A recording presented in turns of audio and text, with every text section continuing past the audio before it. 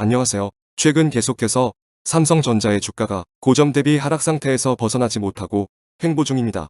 과연 삼성전자의 주식을 매수해도 되는 상황인지 알아보겠습니다. 투자자의 귀재라 불리우는 워렌 버핏은 좋은 주식을 마이너스 20% 상태에서 매수할 수 있다면 그것은 매우 성공한 투자다라고 언급한 적이 있습니다. 이 말은 좋은 주식은 반드시 다시 우상향하기 때문에 주식시장의 흐름에 의한 일시적인 주가 하락은 더 좋은 수익률을 기대할 수 있기 때문이라고 생각합니다. 현재 한국의 코스피와 코스닥을 보면 올해 들어 주식시장의 조정이 길게 이어지고 있습니다. 삼성전자를 비롯하여 대부분의 기업들이 고점 대비 주가가 많이 하락한 상태라는 것을 볼 수가 있습니다. 하지만 대부분의 전문가들은 지금의 증시가 조정을 받을 때가 우량주를 싸게 매수할 수 있는 좋은 기회라고 말하고 있습니다.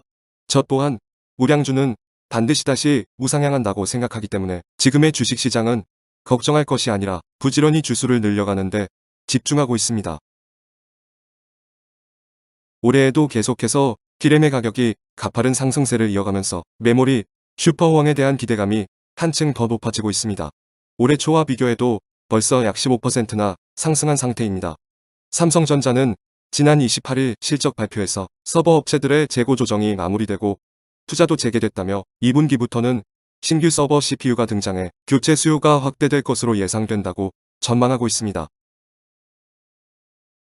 현재 대만의 TSMC의 미세 공정에 문제가 생기면서 삼성전자가 반사이익을 기대할 수 있게 되고 있습니다. 현재 파운드리 기업 중에 초미세 공정이 가능한 기업은 삼성전자와 TSMC가 유일하기 때문입니다.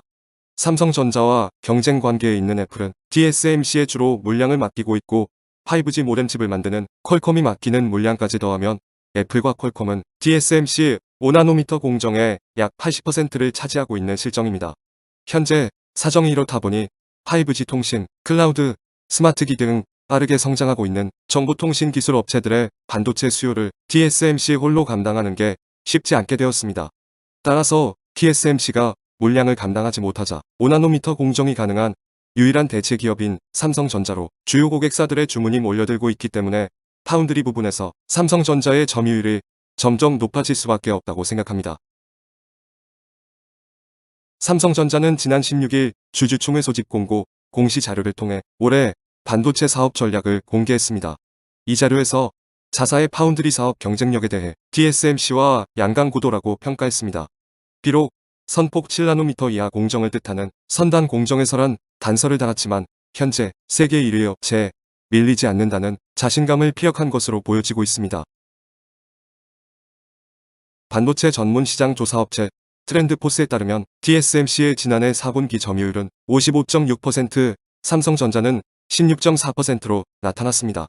하지만 선단 공정이라고 불리는 첨단 공정만 놓고 보면 격차는 크게 좁혀집니다. 트렌드포스는 지난 11월 보고서에서 2021년 10나노미터 이하 선단 공정 점유율은 TSMC 60%, 삼성전자 40%가 될 것이라고 전망하고 있습니다. 삼성전자의 GAA 기술은 내년 본격화할 계획인 3나노 공정부터 적용될 예정인 신기술입니다.